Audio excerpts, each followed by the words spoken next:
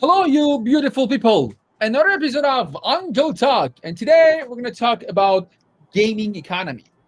We know that it's everywhere. It's coming. It's getting very important, especially within the pandemic. I'm very sure that you spend a lot of happy time with your games and your phone and your computers. And also, it's connected to kiddo code and parents and educations and game addictions and a lot of other things that we discuss about it. If you remember in previous episodes, we talk about a screen and the screen content and the screen time. So that's a really nice time that we talk about gaming itself and then try to understand it as one of the things that's coming to human life and economy and producing huge cash flow and is getting really important. That's what we're going to talk about it. So let me go to my co-host. Hello, Raj. Hello, Uncle Code. How You are know, you? I'm honestly feeling excellent, Uncle Code. You know why? Because I just noticed every time we come in to record the Uncle Talk show, the first thing you say is "Hey, beautiful people," and nobody calls me beautiful, and it makes me feel so good that someone is actually calling me that, right? And I'm sure our audience and our viewers feel the same way as well. So I think that's a great start to the show, Thank you. Uncle Thank Code. you. It's a brilliant start. Thank you. Thank you so much. So, gaming economy. Now, from the economic classes that I've half listened to in university, right? I know that this term economy, the important components are supply and demand, right? Now, Mhm. before we actually enter into our conversation about things that we need to know about the gaming economy, what exactly is this gaming economy we are referring to? And what is the supply and what is the demand? What are people asking for? And what is this economy giving? Okay, perfect. I think if we try to understand, if we agree that gaming reached to the level, we call it industry of the game, and then the industry bring economy by itself. And then then we can define a little bit better way. I mean, we can understand it. It's very important. I like to to say something here that when you say supply and demand, so where is the demand? And in this gaming, I try to drop it into entertainment sector because sector is important. For example, if you ask me, okay, a restaurant, where you categorize it, we say in the food market, a family, something like that. There's a sector defined by itself so everyone can understand it. So if we say gaming, computer gaming is a part of entertainment industry, and then it's a very fast growing and important. And then I'm going to share some numbers and facts that shows that actually it's getting everything else and pushing everything else outside the games and the equation. So then we have a better feeling about it. And you know that what is supply and demand in entertainment, why we go cinema, why we watch movie, how why we listen music. It's very clear that why we need a Spotify, why we need musician, why we need. So entertainment has been a part of human culture, I think, since beginning. Even when we were looking to sky 10,000 years ago, and we wonder what are those amazing, shiny, blinking spots, and then we Mhm. didn't know what to do about them. So we started to do imagination and talk about them and the stories. So it was entertainment, a part of our life. Even some people, they go a little bit further. They say that even scientists, they do science for entertainment. I love to understand what is behind this and that. So it's a sort of entertainment bringing us in and in. So that's how I look at it as an aspect. It means as long as you are in a sector, a recognized sector like entertainment, you provide services and there's a demand for that. So you are a part of economy. So if you understand what I'm trying to say, that if gaming is an entertainment, demand already is there, has been there, like me, and now it's moving and new things coming up. So it's not something new. I guess if it was like 50 years ago, we may talk about television, and Mhm. and then we may, or maybe before that, we talk about the radio, or maybe art or paintings or music, and now we're talking about the gaming. So yes, true, it's an aspect of the economy, especially when the numbers are big, and it has supply demand under the entertainment sector. Mhm. So, if it is an industry, how much do you think this gaming industry is worth, Uncle Code? Well, there are different ways and metrics when they want to do valuation for any kind of. There are a lot of ways. Maybe some people they look at the market cap. Some people they look at the number of users. Some people they look at the net worth. Some people look at different values. But maybe one metrics that it's common is the revenue. How much cash flow money is produced under that kind of gaming industry, and then you can compare it with some other people. For example, looking in 2020, gaming industry experienced 9% growth in comparison with 2019, so make sense a little bit because of the pandemic. They could reach to 179 actually billion US dollars revenue. It's Wow. between 150 to 170, and they are saying that they're going to cross 200 billion US dollars by 2022 or 2023. That's a huge number. It's very huge. And if you want, Yeah. if you parents, you want to know how big is this number, let me tell you that it's already crossed TV, which produced 122 billion US dollars. Okay, especially the broadcasting and the TV. Okay, TV already beaten by YouTube, by the way. And then also music industry is around 100 billion also, and mobile phone entertainment is around $100 billion, and newspaper magazine and again around $100 billion. So it means that dominancy is there. That means I am the game, and I'm coming to flip around the whole entertainment industry. That's very important, especially 2020, that people couldn't go out. Some other form of entertainment were not available, and now gaming come to people life. Then they need to use it more. I play game. Yeah. You play game, right? You play Yeah, game. it's 100% every day, every single day. What games? I play plenty of games on my mobile phone. We have games like Call of Duty. We have What? games like Clash of Clans. Plenty of games. Everything's on the mobile phone, and it's quite interesting. That you brought up that point, Uncle Code, because people might think that this gaming industry is something that is far away from Malaysia, but it is actually super close to home right now. In fact, the numbers have shown that Malaysia ranks 21 in the global game market in terms of revenue, and that is amounting up to what, 633 million USD. We are ranked 21 here in Malaysia, and 90% of this revenue here in Malaysia actually comes from this device, our phones, Oh, mobile oh. gaming. Mm. That's crazy, right? In the past, It it was is. computer games or browser games, and now 90% of gaming revenue in Malaysia is from this. You know what? Let me tell you this: that most of gaming in the world is still happening in the world globally, happening on PC. PC is Mm. very important. PC is really critical. But the phone, the growth in the phone is faster than the growth in the PC, because yes, people they have more phone. And something about Southeast Asia in Malaysia. What, in 2011, if I'm not wrong, or 12 or 11, Facebook announced that the most of like came from Malaysia. Okay, so I mean, like a kind of engagement in the social media. Somehow I'm living here like 15, 16 years, right Yeah. now. 27. I came. The first time I came to Malaysia was 2007. So now it's 2017, 10 years, and then 15 years. So Mhm. within these 15 years, I have seen that.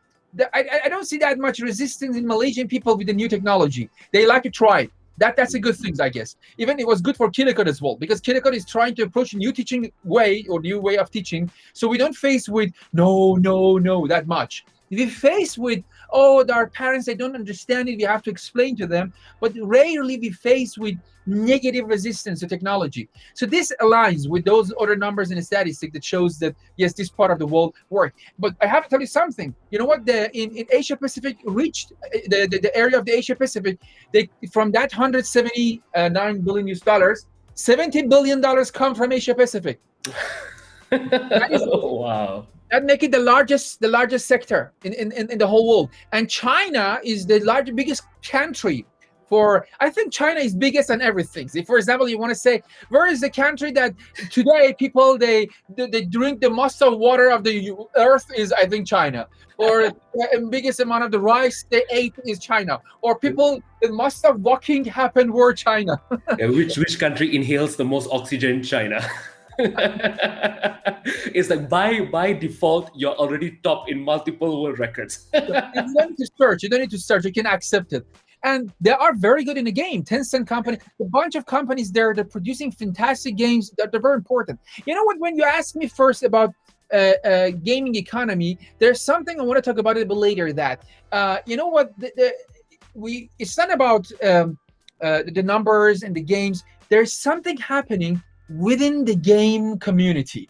Mhm. Within the game community, you know what? When you play game, you gain skills, right? You gain points and coins, virtual stuff.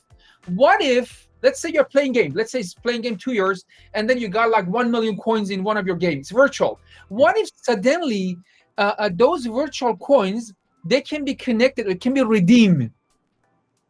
Redeem Think about it. in what sense, Uncle Code? Like for example, Bitcoin. Wow. So then suddenly your 2 years work, hard working, will be a financial asset for you. So this is the way to connect gaming to a sort of new economy that your points and coins and game assets are really virtual goods. That means you can do the trading. For example, you can go to your online. I do have 10,000 experience points. I can sell it 2 ringgit per XP. So then you're gonna get a lot of money. And I have information about this. I will talk about this later. Continue. Go ahead. We'll talk about this. Uncle Code, so that's a very interesting a scenario that we have painted, right? What if I have this online stream and then I get all these virtual currencies and I can cash them out eventually as crypto, for example?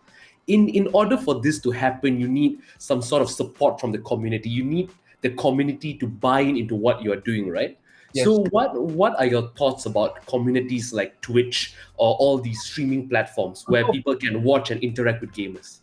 You know what? I remember that honestly, this is something that it never happened at my age.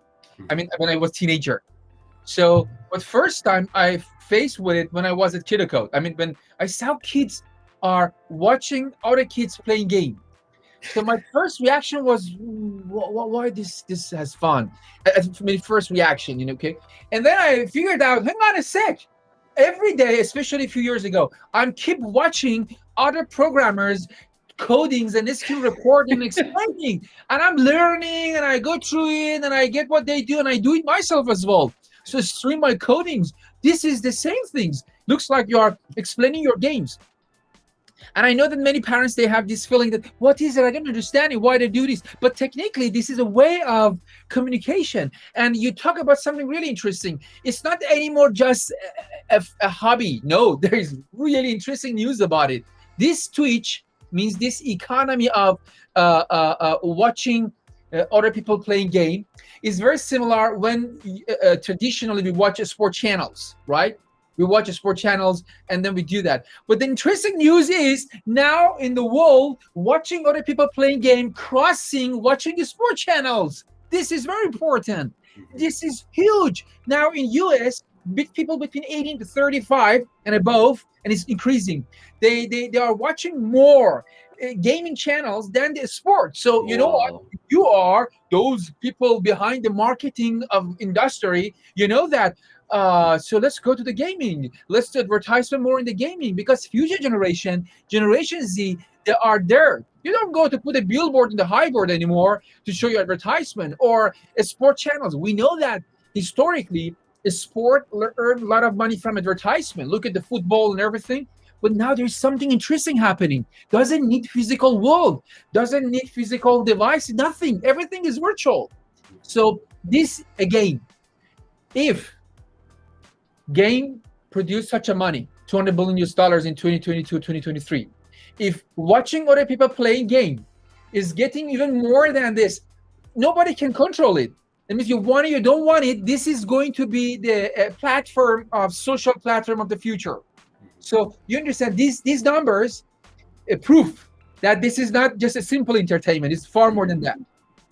And it's quite interesting. I imagine this scene in the future when kids tell their parents, "Oh, mom, dad, I'm going to go and play basketball." Instead of going out of the house, they're just going to go towards their console and open it up and play basketball. Like that is the shift that we're sort of seeing and understanding, right? But it's I agree with you, Uncle Code. It's a really interesting landscape that we are in, and talking about games and how they're presented, right? These two words, four alphabets technically keep on popping up online. We have VR and we have AR. What are your thoughts about VR and AR? Very interesting point. You know what? I always want to remind, especially parents, those of you watching, is when I talk, you see that I'm not getting any conclusion here. I'm not trying to say it's good or bad. I'm just sharing some facts. These are facts that shows that gaming industry is going to be very important. And there are more facts that well, I don't have time to talk about them, that how they are getting engaged into biology, medicine, and maybe in another talk we talk about the gamification, that how gaming is coming to help economy, to coming to help environment, help education. But my point is this: I'm not here to say that computer games are good or bad. I know that everything has pros and cons, but what I'm trying to tell you, parent, that it's coming. It's coming everywhere. So you have to embrace it. You have to understand it. This is going to be the part of your life and your children and your grandchildren. There's no any doubt about it. If you know that for now, capitalism is everywhere. It still is everywhere, and they have the power to control the media, technologies, and everything. And if the flow of the money, the market goes to Twitch and things like that, they spend more money into the game. You're going to get more games. You're going to get more consoles. You're going to get more gadgets. And that is bring us to the AR and VR. Augmented reality and virtual reality, there is no any doubt that how education system will be totally different by helping this technology, AR and VR. It's so beautiful. There is an app, Raj, called The Body. Mhm. It's if you really install it, the way that you can learn human organism, it bring you inside the way you see the blood, you see the brain, you see every part of the body, you can feel it, you can touch it, you can experience it, and you never forget. You didn't need to memorize. You always so you imagine your biology class will be like that. Your Wow. chemistry class, you're gonna go. No, you don't need to sit down and imagine only and in a wrong way and teacher draw pictures and this for you. No, you can really go through the atoms. You can go through So you the sun. just put on a pair of goggles and you see Exactly. everything. I do have it. You know what? I have it in my. You see, this is the Oculus Quest 2. Wow. Sometimes I spend time with it. It's super nice. It's unbelievable, and it's really mind blowing. For example, there are some famous companies a bigger screen. It's really interesting. You know what you do with the biggest screen? You go to a kind of cinema. It looks like you're in the golden screen cinema in Malaysia, for example. And then you can go with your friends. You can get a ticket and go and see, for example, 3D movie Avatar. And then you go to a place, you see your friends and everybody. Even you can create your own room of cinema. You have a movie, your computers, you can stream it, they can come and you guys can communicate together. There is very important things. I'm not saying, some people they say, "Oh, it's scary. The future is we just put this." No, you can describe everything in a scary way. You can describe it in a nice way. The point is, future is going to be augmented of today. It's like that. That's what I'm trying to say. That means we're going to add more add-on. For example, augmented reality is really important, or meetings or conferences. Within this pandemic, we saw how these things can be really helpful. So definitely VR, VR could produce around $5 billion revenue into the coming games, and it's fast growing. It's the very beginning. There are some kind of issues. For example, the device is a little bit heavy. You know what? I can't hold it for quite a long time, but I'm very sure that 5 years, 10 years later, it will be very, very, very better than today. It Yeah. looks. I can feel it. I can feel it. It's just Nokia 1100. It's a big Nokia. That's the feeling that I have. But I know Yeah. so yes, AR, VR definitely, and then they add a little bit more physical activities. For example, it has an app, Fit XR, that I did a hit for 10 minutes. I sweat like everywhere. It looks like there's a game that you have to punch. All the kind of things are coming, and then body, and then sit down, and then move. So entire of the body is engaging. It's really nice, and then you can find a lot of friends and people. So mix of this physical activities, family talks, health, happy life. These are important things that are happening. So that's why gaming industry is getting more than entertainment. That's what I believe. It would be amazing if something like the Oculus VR could become as light as the glasses we wear. Will That would it be will it will. brilliant, Uncle Code. Because the last time I used the VR machine when I was playing games, the one thing I clearly remember was after playing the game, I took off the VR and I had this huge sweat patch around my Yes, eyes. yes, It was you're right. just You're right.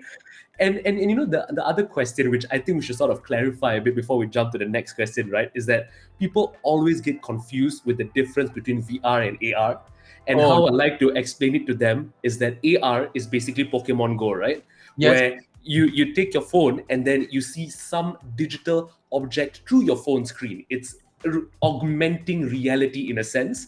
true. And virtual reality is when you create this reality around you and you enter this virtual world. Um, True. But the Pokemon Go example is a classic one. I Very think every interesting single example. Malaysian will know Very Pokemon Go. never. Yeah. Yeah, it was a kind of. It kind of.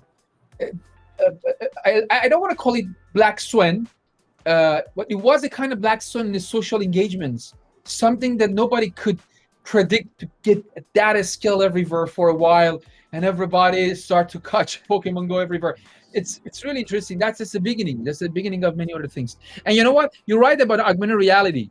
You see that most of these Hollywood movies that there are people in like a Marvel, see they're in a room, then the monitor comes and they do this stuff with their hands. That's a kind of augmented reality technically Yeah. when it comes to the game. Yes, true, true. It's a super interesting technology, Uncle God. I think there's plenty that's going to happen after this. All right, cool. Okay, let's jump into the next question. So, Uncle Code, what do you think uh, some of the advantages or the benefits of this gaming industry in comparison to other industries out there, like oil and gas or engineering? Hmm. Okay, interesting. Maybe I can say something like that. Uh, you know what? One of the very important thing about gaming industry, and I think in IT in general, not only gaming, it's much better for environment in compare, for example, with the oil and gas. Look at the oil and gas industry. That 2020 it was the worst time for oil and gas industry, right? And then they earn a lot lesser than these gaming companies. That's a very important thing. And even when you look at individually one oil and gas company like a Shell, okay, this Netherlands oil and gas company, the amount they produce in 1 year, the revenue they produce is one company of the not the, all the energy sector. One oil and gas company produces lesser money than the whole gaming industry. But when you look at the number of staffs work in Shell, which is around 100,000 staffs, and you look at how many programmers you need to create Clash of Clans, it's mind blowing. It's uncomparable. You know what? Most of these games altogether, especially in 2019, by around 500 programmers, you can have lots of games in the world. A lot of games, because that's the nature of this. Because the job is very, I could say it's required knowledge workers. IT is a new part of the economy. To build something in the IT, you should be knowledge worker. It means you don't need muscle. You don't see Mark Zuckerberg has a big muscles and do the codings. Okay, it doesn't work like that. Muscles are here. So if you have a laptop and you go to a Starbucks and free internet, but you know how to code, how to build an app, you can change the world. That's really truly is like that. And then you can find your friends and other co-workers around the world remotely. And I'm telling you that far before COVID, IT sector were working remote. So nothing new for us and for people with that culture. And then you can build amazing stuff. So it's much better than other. So that means we can produce a game and we can produce cash flow in a bit more environment friendly. Oil and gas, you're just doing suction over the earth and getting everything out, and then when finished, you have to go to the Mars to do that. You have to go to maybe those moons of Jupiter, and that they have a lot of oils in them. I forget the name.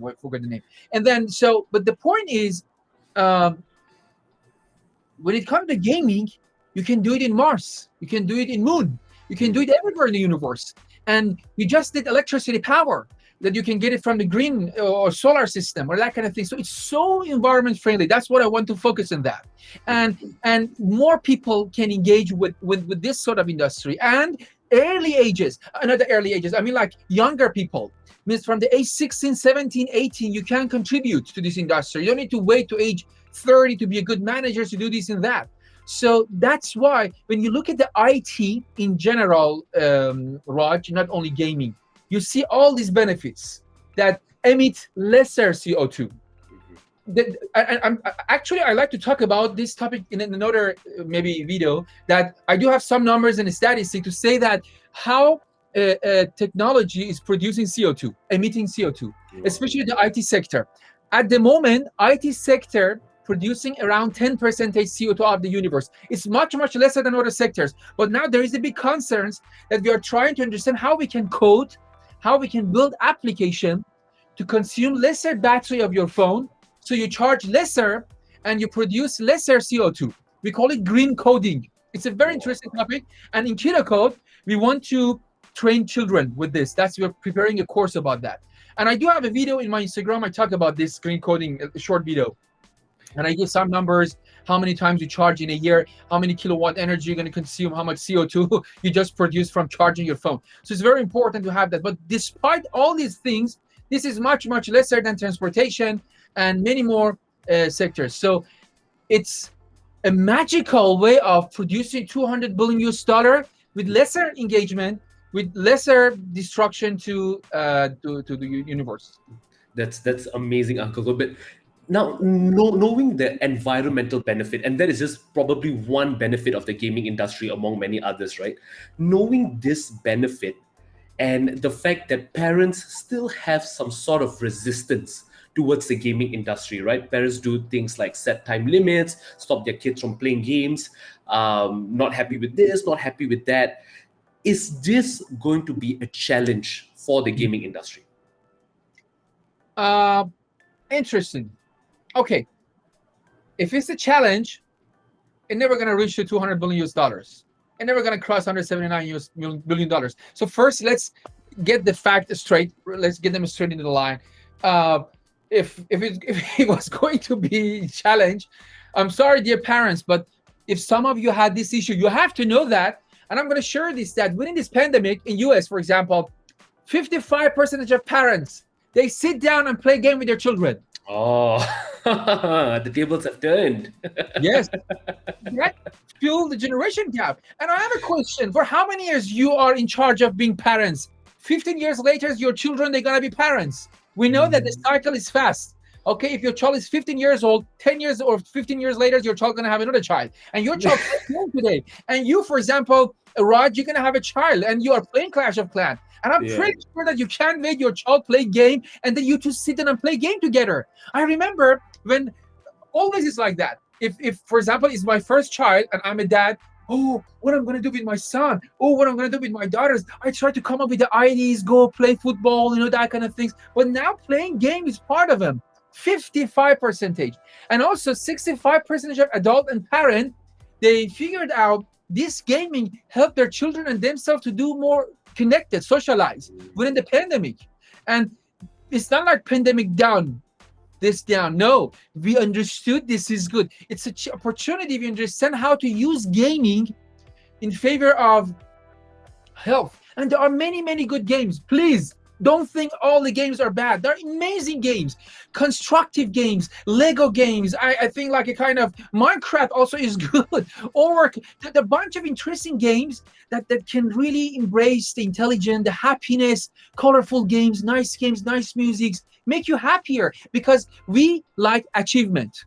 So in real life, we do achievement. For example, in real life, let's say I'm a person, academics matters to me. Okay, so I try to get a good mark, I try to do a good research, I try to get praising from my teachers. But the physical world is limited. You can't keep getting praising and achievement because it's limited. There are other people, right? But when you go to the virtual world, you can get this feeling of achievement. Some people, they call it false achievement. Why false? I do a nice game, a puzzle game, and I get the points and clap. And, for example, Duolingo, all these things. So if you mix physical and virtual world together, you have more opportunity for success, for achievement, or I should say dopamine. Your dopamine increase every day. We will talk about dopamine in another talk about gamification, because it's the biology of the gaming, which make it, regardless of it's digital or physical, works the same. So I'm going to say that parents, you see that they are using this to fill the gap and their children. So I don't consider this as a threat, and actually I consider it as a support, because other parents, I want more games, better games, good games. That's what's going to happen. Wow, that's a very interesting shift in perspective, Uncle Code. I think it's something new for a lot of parents, even for me as well. It's still taking time for me to understand that, hey, just because my child plays games, it doesn't mean it's the end of the world. It's probably a good thing. I think you should, for example, I expect parents ask me, create more content about what are good games. I expect parents ask me, ask me and people like me, okay, in IT industry, would you focus on creating more games, developing more game applications, not only fintech, not only healthcare, not only social media, not only another chat applications, create more games. So one of the important thing is in Keto Code, one of the things that I like to say that one of the missions that I like to follow is creating productive and healthy content for your children's screen time. So that's a slogan that I like to use that. So these sort of businesses will be more, and definitely game. And why game is important? Because of gamification. And what is gamification? We should talk about it. I think, and you will be surprised at how nicely we can utilize gamification for behavioral change, Mhm. for attracting people to keep the environment clean by gamification. Well, Mm. that's one of my favorite topics. Let's not talk about it now because we're gonna go jump out of the Yeah, game. we're going to have 3 episodes in one. Okay, Uncle Code.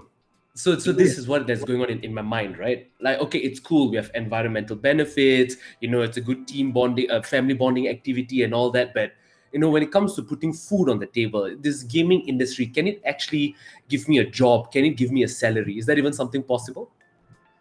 Okay, so you want to know a little bit about job opportunities in the gaming, Yeah, right? yeah. Oh. So you know what? Most of the game companies that produce digital games, there is a kind of overlap between them and IT companies. So I mean, like when you go to kind of technically, those companies produce the game. They're a software company, so there's no different with them. But there are some job positions you can find them more than just a software company focusing on a financial application. So let's go through some of them. Okay, in general, the software engineer, the developer, the app developer, but he or she got experience in building and developing games. And there are some platforms that people they use to build the game. One of the famous popular one is the Unity 3, Unity 3D. Mhm. So this environment is very popular for building 3D games. Many of the games that you guys are playing today is coming from this environment. So there are developers familiar with this environment, know how to use a C# programming language, one of the great languages coming from Microsoft, and some of the kind of programming languages, they know how to work with them. So that's one of the jobs. And these people, they're developers, and their salary fluctuate from annually 100,000 US dollars to 200,000 US dollars, 100 to 200. And it's really interesting to tell you that age range, age range is interesting, Raj. Age ranges start from 15 years old to almost 27, 28. So that's really Wow. interesting. It's really interesting. There are people above 27, but this is a kind of hot age range for this kind of developers. And also, there's another thing is uh, uh,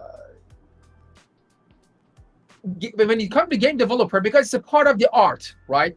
That means there are graphists, there are sound engineers, there are artists, there are story writers, like a movie, because game is like a movie. That means like we have to write down the stories, draw animations, draw pictures, characters. It's very beautiful job. It looks like kind of you're building a movie. So it's software company and movie production company merged together. So to build this kind of new company. So there are a lot of job positions like a video game designers, artists, story writers, content writers. And for example, sometimes they hire people to write and they can get $80 to $100 per hour for writing and helping and doing a lot of content writings. So there are a bunch of different, and also game tester.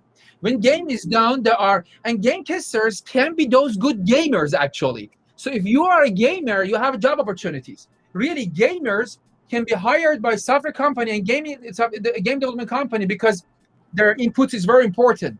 They play with the games. For example, let's say I'm very good in car racing games. So Mhm. you build a car racing, you hire me as a freelance, and freelance economy is everywhere, and you're gonna pay me, then I can do that, and I can test it, and I can play with you. So it's really, really interesting. If you are a gamer, you can be a part of software game development company, and that's why gamer is good to learn a little bit of coding to know how they develop the game, and the way you play the game will be different because you understand how that when I tap in the Clash of Clans, what is happening, how game detect the tapping. Looks like you like to drive. It's good to know a little bit about the engine, right? So it's good to know a bit about the engineering part of the car. So that's a very important thing that we're going to consider. But we can share lists of some of these job opportunities, but it's really high. I mean, especially salary in IT is really good, and same goes to I'm not okay, not bad, and same goes to also the game. But very important thing is game to me is a nice mix of mathematics and art, Mhm. especially math and art. When you mix math and art, and then we bring it to the computer science, you will see the game. So that's why when you go to the game company, game development company, you see artists, you see gamers, you see developers, you see mathematicians. Yeah, Economy. and Uncle Ko, the interesting thing is, these opportunities are right at our doorsteps here in Malaysia, right? I've got a few friends in the gaming industry, and there's this one super interesting story I need to share with you. So this Please. guy is a 17-year-old boy, all right, and he plays this game called Dota 2. It is a super famous online game that you can play on the PC, right? And every year there's this huge competition called TI. It's called the International. The prize Mhm. pool is something like 35 million US dollars for this game, right? So he represents Malaysia. He goes for this competition at the age of 17, and he gets second place in the competition. Wow. All right. Okay. Okay. So he Okay. gets second place, and then he comes back, and he's just about to go to college, right? And this college actually told him, "We're going to give you a full scholarship to come and Hmm. study here." He turns the scholarship down because financially he's set for life, and he decides to just focus on gaming, earn his living doing something that he really enjoys. Now he stays in a house with his teammates, and they just practice their gaming skills every day to get ready for the next competition. So these kind of opportunities on the professional gamer end is available locally. And if you're talking about like the game development companies, right? So there are a few companies in Malaysia that are actually responsible for big worldwide acclaimed games like Final Fantasy, Resident Evil. Malaysian companies are actually responsible for making some of these games happen. So we have global access to the gaming industry. Like you mentioned, APEC is a huge contributor to the gaming economy. Malaysia is number 21 in terms of revenue. The opportunities are endless. Now, is this what are we going to do about it? Interesting. Nice story. I didn't know Yeah. that. And thanks for sharing that one. And uh, you know what? If we in the next talk, I think we're going to focus on gamification, and that bring us a little bit more deeper understanding of why we enjoy from gaming. Mhm. Okay, and if you understand, because Raj, I tell you something. You know what? You don't see. We see parents. They come and say that my child says I don't like mathematics. The school is boring. Okay, or children, they have issue to cope with the school or engage with the school. We see this a lot. Above 60 in US. Okay, 30 percentage of the students, they say a school always is boring. 49 percentage, they say most of times. The rest, they say sometimes. So this is a disaster for education system. Okay, and then but you don't never see that a child says, or I have issue to get engaged with Clash of Clans. That's very true. That's very true. It would be a very weird world if that actually happens. You never ever. So I want to look at in another perspective. You, dear parents, come with this experimental towel. Let's imagine you're in your room and there is a math, there is a game. Many times happen for you that you have to motivate your kid to engage to your math. My dear child, you have to do your math. It's your life, it's the future. But you never ever had any issue to convince your child to play the game. So let's think about it. Let's be a philosopher. Let's be a little bit more wise. What is in that game that I hate it? Imagine you're a parent that you hate the game. I'm not saying all the parents. I said 55% parent they love to play the game. But let's say let's make it worse. Let's imagine you hate the game. Let's say you want to really grab that iPad from the child. But just a moment, think. What is in the game which is not in the math? Wow. And when I say it is not in the math, I have to say not math itself, the way they are teaching the math. What is in that game that your child never ever had an issue to engage? Can play hours that you have to go and stop him or remind him or her that you have to go and pee or eat the food. Yeah. So this is very important things because this is what that entire of industry of the gaming is counting on it. Otherwise, there are big investment happening. There are $1 billion money investment. Venture capital is coming to the games. You're going to get more games everywhere. But the question is, what is in the game that we don't have in the school?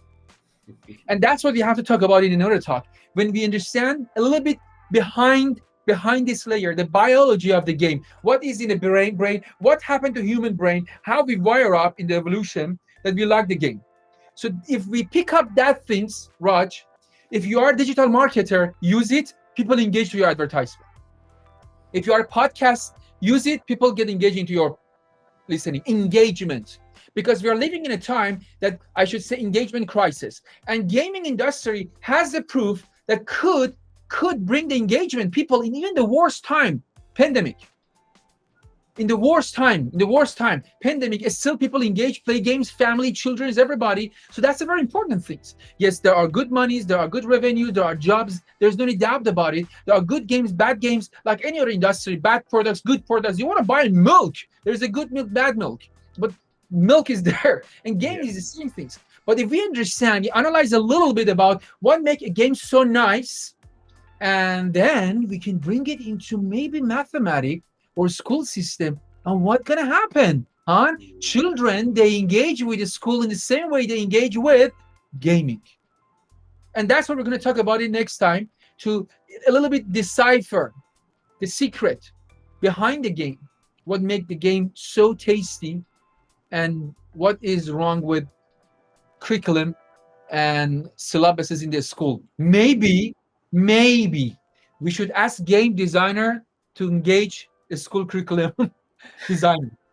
Maybe that's an issue, because Maybe game it is. designers, they know things that the school curriculum designers, they don't know it. That's why they design content very boring, but game designers, they design content very fantastic. We need both of them to come together. But that's for next talk. I just want to give a little bit hint of our next talk. Yep. Uncle Code, I think that is a brilliant question for us to wrap up our episode and to let our viewers ponder on before you and I return to our game of Clash of Clans. But Yes. for everyone listening, tuning in, thank you so much for joining us for this episode. If you guys have any questions, you know the drill. Just drop it in the comment section below or check out our social media platforms. Uncle Code and the team are super excited to hear what you have to say, the questions you want to ask, and we will be there to answer them for you. So until next time, Uncle Code, great episode. Yes, thank you so much. Bye-bye. Beautiful people. See you another time.